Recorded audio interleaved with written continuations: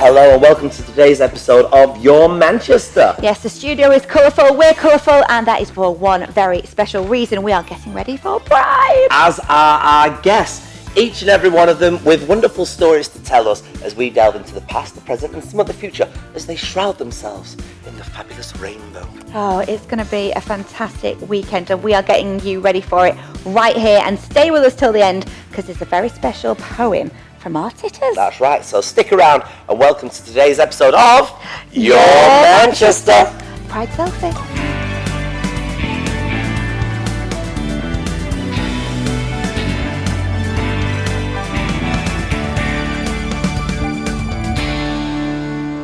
Now then, to start the show, we're going to talk to a lovely lady all the way from a beautiful place called Thomas Cook. I know, you're very special during Pride time. Well, special anyway, but this is particularly your moment, isn't it? It's a very exciting moment for us. It's our 5th year as a sponsor and supporter of Manchester Pride, and we are delighted, very, very giddy at Thomas Cook Airlines. Why did Thomas Cook want to get involved with Manchester Pride? We started 5 years ago, to be honest, because our people come from a real diverse background, and diversity is absolutely key for us. It's in our DNA. But if I'm honest, because of Manchester Pride, it's actually become more of that. Over the years, we've developed it, our support for the Pride. We fly so many passengers all over the world, and we think it's our responsibility to both our employees, but also to our customers to be sort of celebrating diversity, the diversity of our passengers, making sure everybody feels comfortable, that wherever in the world they go, they feel welcome, and also for our crew who basically fly the flag for us all over the world. And talking about the flights, you had a very special flight earlier this week, didn't you? We certainly did. So to celebrate the kick-off to Pride this year, we did a special flight. We fly to San Francisco, which is obviously absolutely key in the LGBT plus community. Oh, yes. And for that special flight, what we did is we asked our crew if they'd like to volunteer, and we had it was fully operated by LGBT crew, which is actually quite normal in our day-to-day. It was nothing unusual. However, we decided to do a big celebration around it. We did some activity at the airport with refreshments. We had lots of colourful fruit skewers and cocktails and donuts, and basically invited all of our passengers to join in our celebration. Give us a little bit of a sneak preview of what you're doing in the parade. So this year we've tried to take it up a notch. It's been quite a challenging but really fun, obviously, theme this year. But I suppose there's two ways we could have gone. We could have gone very sort of space, and people probably would expect us to do that. But what we've actually decided is, to us, Pride is all about our people. So we've actually focused on the future of diversity, the second part of obviously the theme. We've got lots of people getting involved, from walkers and some unusual, some usual for us vehicles, but some unusual vehicles that you wouldn't maybe see operating down the Manchester streets. We've got things happening in the air. We've got people of all ages, from all backgrounds, showing their love and how it should be. All right, well, thank you very much for coming in today. It's been an absolute pleasure. Having me. And thank you very much to your lovely company as well for doing this for us. Yeah, and I'll look out for you in that parade. Please We do. will indeed. Thank you very much. See you. Thank you. Thanks. Well, we are now joined by our second guest, and this man has been very, very influential within this lovely village for a very long time.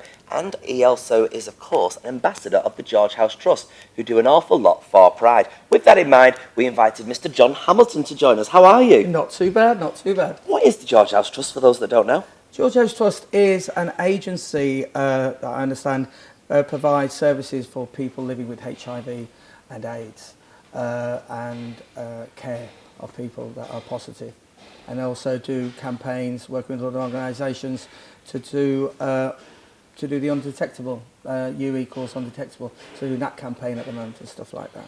It's very involved in Pride in a very special way, because on Monday we do have the candlelight vigil, and I know that's a big thing for the Trust, isn't it? Yeah, I mean, Pride, I think, if I'm right, is its 28th year. I'm not too sure, I'm not 100% sure, but 28th year.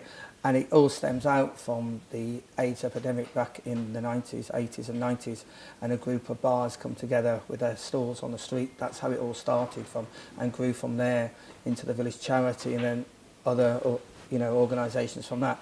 And from that, money was raised for various organisations, and George House Trust was one of them, which is one of the leading organisations for care for HIV and AIDS back in the day. And how important do you think a charity like this is? I think it's still important. A lot of people say that it doesn't affect us anymore. And I think with combination therapy and stuff like that now, a lot of people don't see what it was like in the 80s. Like, we don't go down that full road now. I think a lot of illness from HIV and AIDS is more about sickness with the tablets rather than being full blown. A lot of people tend to get ill through liver failure or kidney failure or stuff like that now. So people don't get to see the true effects of the illness face to face. And a lot of young people don't see now, with people taking tablets, what people look like that are positive. It could be anybody stood next to you now. You don't see that anymore. I think that's the difference. And I think for me personally, young people now think taking a tablet's a lot easier and you don't die. They don't know the long terms yet. I think there's a lot of education, re-education I think we need to do. I think we've taken it for granted at the moment. You know, you've got some good shows over Pride as well, haven't you? Yeah, we're quite lucky. We've teamed up with quite a lot of entertainers from across the country, and we've managed. It's our 5th year of the community stage outside, and we've got quite a lot of performers out on the stage taking part. A lot of community groups taking part. We've teamed up this year with Eagle on the back street to do, actually, because of Pride moving out the village. We've actually teamed up to do a dance arena at the back of our venue as well with Eagle. So there's quite a lot of community stuff and village stuff that we've worked together. And I think it's important in this day and age that bars have to work together rather than fight. And there's always been this thing about fighting over bar prices and entrance prices and stuff like that. We just sat down and come, that's enough. Let's work together here and let's move forward, because we've got to look after our customer base. Well, thank you very much for your time. That's okay, no Thank worries. you. Thank you. Hi, I'm Hayley and welcome to On The Box. Now, in the run-up to Pride, I decided to research people's favourite LGBT plus TV shows of the year. Now, let's start off with Sex Education. This landed on our screens in January and we fell massively in love with it. Black Mirror, Series 5, Striking Vipers, 2 men had virtual sex through a video game. The BBC, of course, brought us Gentleman Jack about Anne Lister, which was absolutely fabulous and is due to have a second series, I think, next year. And also, we had the next Netflix comedy Special. Ryan O'Connell actually plays a fictionalised version of himself in that. Euphoria has been compared to Skins and has plenty of LGBT plus representation. Batwoman, starring Ruby Rose, has yet to be released, so looking forward to that. And the very highly anticipated L Word is due on our screens in autumn, and I, for one, cannot wait. The final series of Orange is the New Black hit Netflix a few months back too. What's your favourite? Drop me a tweet at HeyKate or at YourMCR. Happy Pride, Manchester. See you next time. Bye. Well, another great, wonderful charity is the LGBT Foundation. Now, we've got the head honcho from there with us right now. I know, it's absolutely fabulous. We've got him in our studio. Paul Martin, OBE. Indeed. First of all, let's divulge into the LGBT Foundation. What is it and how did it begin? Well, the LGBT Foundation is one of the country's largest LGBT service providers. So we provide huge amounts of services to somewhere in the region of about 40,000 people every year. So we provide, obviously, the world-famous Canal Street Village Angels. We do counselling, we do HIV testing, we do drug and alcohol support services. You name it, we kind of nearly do it. And we kind of think of ourselves as the queer emergency service. We're there when people need us. So we're not just in Manchester, we're in other parts of the country as well. But we have got a great bunch of staff and volunteers that passionately believe in ensuring that LGBT people can fulfil their full potential. Absolutely. You've got a great drive, though, that's going on this Pride, though, haven't you, that's really important? So it's the 25th anniversary, if you can believe it, of Greater Manchester's free condom and lube distribution scheme. 25 years. And I was there at the very, very beginning. Can you imagine that? Oh, I don't. Yes, absolutely. Bless you for that, but I was. But we have, in 25 years, distributed 31 million condoms and lube. That's enough condoms, if you unroll them end to end, to go from Manchester right the way to Gran Canaria, and enough lube to fill 10 party-size jacuzzis. Sort of like something that was conceived in Manchester by local people for local people. Why was it conceived? What was the idea behind Well, it? 25 years ago, there was just, I mean, condoms were about £6 or £7 a packet. You could only get them in sort of like, you know, packs of 12. And it was really, really important for gay and bisexual men at that point to kind of protect themselves and protect the people they were, you know, having sex with. And so I and other people around at the time, we lobbied the health services, we lobbied the council to create the scheme. And 25 years ago at Manchester Pride, we distributed 24,000 condoms and 24,000 sachets of lube. And this year, we're distributing 25,000 packs. So that's 100,000 condoms and lube as sort of like our silver jubilee. That's incredible. I mean, what's the response that you get from people when they get it? Are they appreciative? Do they Of course they are. I mean, I think that what's brilliant about it is that the condom and lube distribution scheme is part of LGBT life now. So everybody just kind of expects it to be on the bar, in the saunas, in the clubs, you know, in the shops. So it's fantastic. It's part of queer life in the city. But also what's great about it is it's probably the world's longest running scheme, and particularly it's been funded by the festival, the Pride Festival that the city's had. So 25 years ago it was the village charity, and then through the different incarnations and stuff up to Manchester Pride today. So they've been funding it from the very, very beginning. So not only are we celebrating 31 million condoms and lube being distributed, we're also celebrating 25-year partnership, continuous partnership with the Manchester Pride organisers. That's not bad. And do you know what? It's great talking to you because you really are passionate I about what am. you do and it shines through. Obviously passionate about Pride. What does Pride mean to you? Well, I think that Pride means to me sore feet, lots of working, and I've been doing it since the beginning. So it's much more for me about the, you know, smiles and excitement that people have, you know, that it's their first year. So we've got quite a young staff team. A lot of them have never done Pride before, so they're really, really excited.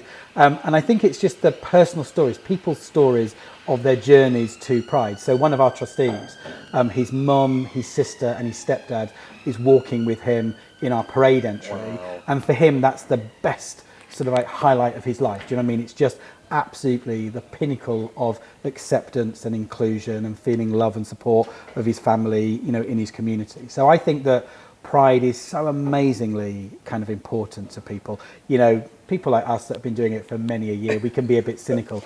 But actually, when you see the little smiles on people's faces, when you see those brilliant touches, when you see the lesbian police officer kind of like walking to work hand in hand with her wife, when you see, you know, people enjoying all of the freedoms and equality that we have in this country, we're very privileged to have in this country.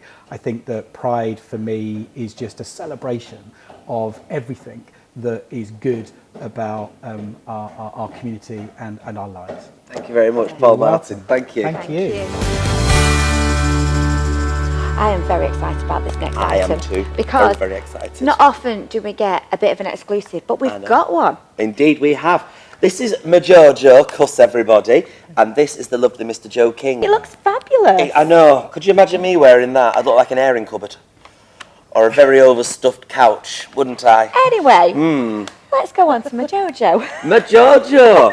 This is very exciting. It is. You have kept me on tenterhooks for the past about 9 weeks now. You've kept it quiet. I have kept it quiet. I've done very, very well, haven't I? You're a good I have friend. not told a soul, mainly because I don't know what's going on properly. So explain. Okay. So what happened is about 3 months ago now it would be. Yeah. Shortly after I'd left Sparkle, it was getting too much. I couldn't do it anymore, and fate just knocked on my door. And this real life hero over there contacted me through a friend at work asking for help, explaining that the gay men community, and more specifically the Leathermen and the Rubbermen and the Bears, couldn't stand, watch and do nothing anymore about the abuse and the attacks on the trans community, and especially trans women. And they asked if I could help to put something together to make a statement for Manchester Pride. That a statement of solidarity, a statement that the LGBT community really is that, the LGBT, and we all stand together. Absolutely. And so it all started from there, and it's grown into something quite exciting for Saturday. I'll let you explain a bit more. Well, the thing was that we thought, what can we do in light of all the negativity that's directed towards the community, particularly the trans community, and particularly in my community, the leather kink community, we're quite used to being marginalised and sort of out there and a little bit kind of... So, you know, we thought actually we're really well placed to try and organise something. So I thought, what would be a really simple gesture, something that would really send a very clear message to all the haters that we are a united community and that we stand behind our trans family 100%, and that we won't tolerate bigotry and intolerance. So what we decided to do was to try and, rather than have the individual groups walking in the parade, what we thought would be really nice would be to do a symbolic gesture of incorporating as many trans people as possible into our walking groups. So this year what we're doing is we've invited members of the trans community, particularly activists, to walk up front and centre with all our walking groups. We are carrying all trans colours, trans flags. We will still be carrying our own identities, but we are sending that message that, you know, the trans community is just as much a part of the LGBTQ community as anyone else. And if you mess with them, you mess with us. How are you going to feel, Majojo, when you see all that solidarity and those flags and those people coming together in the different groups on Saturday? Obviously proud, but also I expect quite in a similar way to how I felt 3 months ago when Joe approached me. And it is a tremendous gesture. I do see the attacks every day, and I am a very strong person. It's very hard to break me down, but I have to admit that some days it's not so easy to go to bed. And when Joe approached me, I was so touched I could have cried. I really was, because you see the odds ad hoc statement or mention in an event, but never had I seen such a show of support and of solidarity and of understanding. And it gave me a strong feeling of belonging. It gave me back that feeling of belonging to the overall LGBTQ community that I was starting to lose a little bit through all the awful things that we all see every day in the media.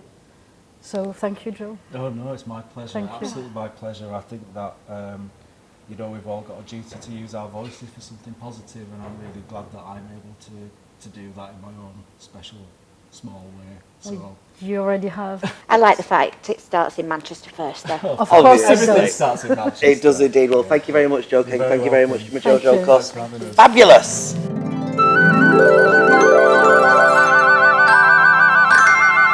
Well, we are now moving on to our final guests, and we are joined by two stalwarts of the village and indeed of the wonderful Manchester Pride. One face, of course, you'll recognise because he's here every second week. That's, of course, our lovely Mr. Carl Carl. Austin Am I being Behan. like, oh, we need someone, just come along. No, well, yeah, your number just cropped up on my phone. I was going through the C's, Yeah. and Not get much further. there was a few C's, and your name was the only one that was spelled without T. So we then moved on to our other guest, of course. He is the person that supplies us with this beautiful studio. Absolutely. And of course, he's been going now for donkey's years. It's Mr. Tony D. Cooper, everybody. How are we? Now, Manchester Pride is a changing, Yes. and it's a brand new era. Is it going to be bigger? Is it going to be better? What's your opinions on It's it? going to be bigger. I'm looking forward to it. I'm excited. I mean, I've been coming to Manchester Pride since 96, 97. And, you know, every year, you know, something changes. I mean, I can remember even up to sort of 10 years ago or something, there was nothing in the main car park that everyone had that massive kick-off about the main stage being there. You know, one year it was empty, one year it was a fairground, one year it was markets.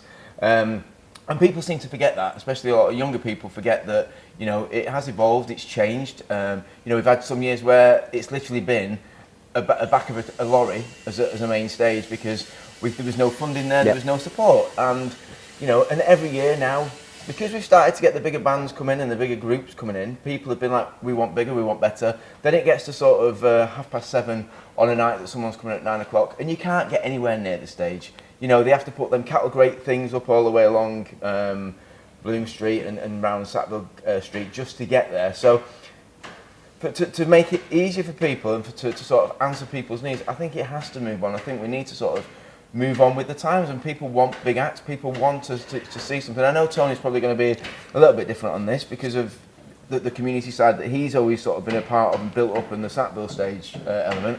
But I'm excited, I'm looking forward to it, and I think, you know, it's time to move on and time to change. I think you're right in a lot of that. It's developed over the years. It's changed. It's developed. You know, main stage used to be in the park. You know, back in the 96, 97. Yeah, it did. I mean, I think it was 96 or 97 was the first year I hosted a stage at Manchester Pride. But I've been there for donkeys before that. But I think you're wrong about the big acts. I think there are people that want the big acts. But I think what's happened this year, and you certainly see it on a lot of the forums and everything else, is it's starting to take the village part of Manchester Pride back to more of a community level.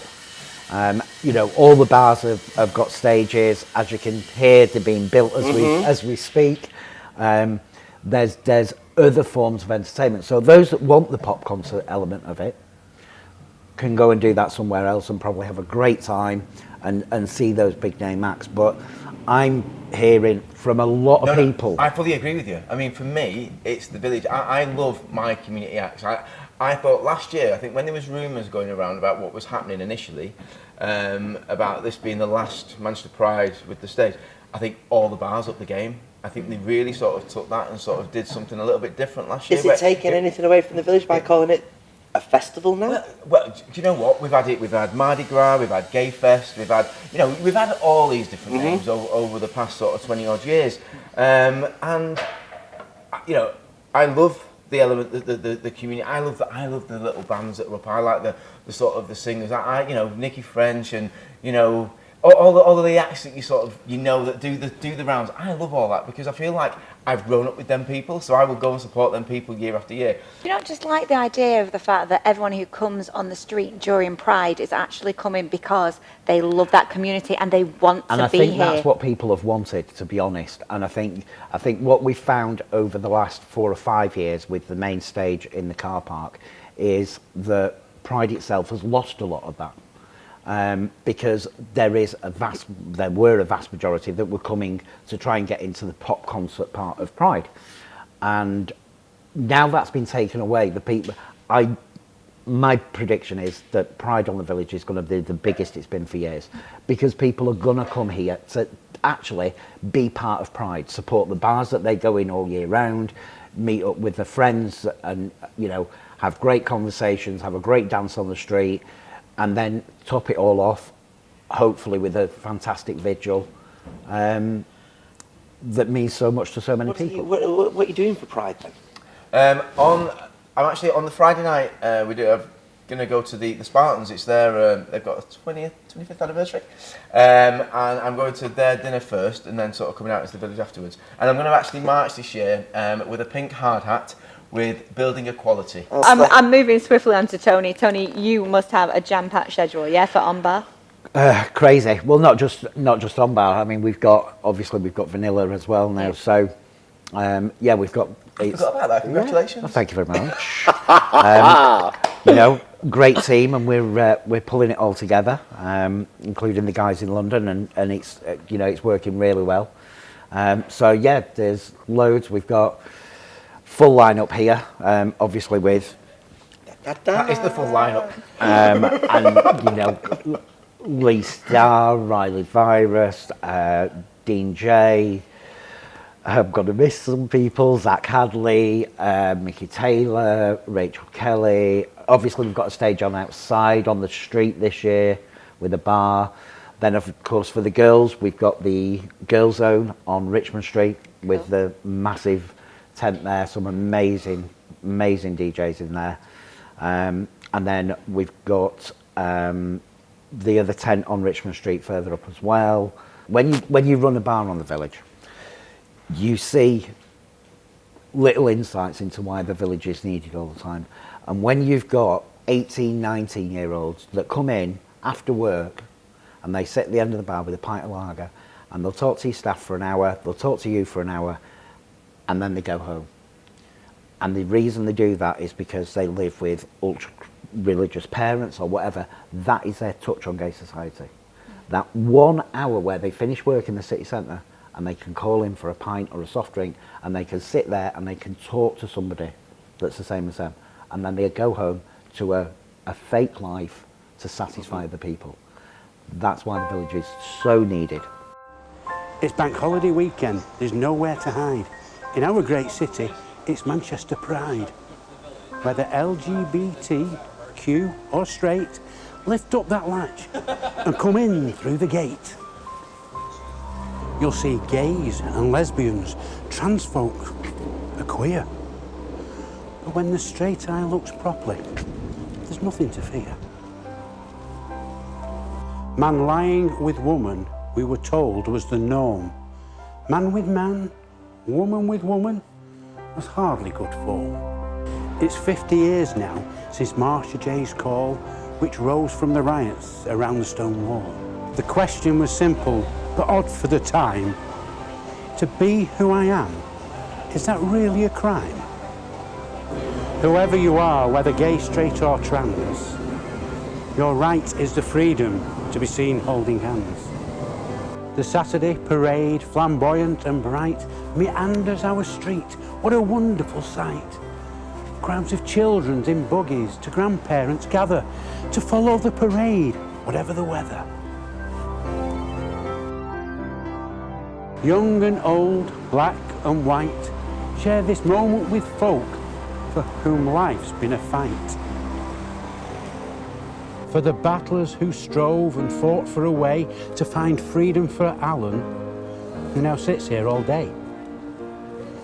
Alan, I salute you for my world without fear, because without your great work, I wouldn't be here. At the end of the weekend, as the day turns to dark, the vigilers gather in Sackville Street Park. A moment's reflection as you stand on the grass for the community's fallen who this last year did pass. So if you travel by taxi, train, wind and ride, be happy, stay safe and have a good pride.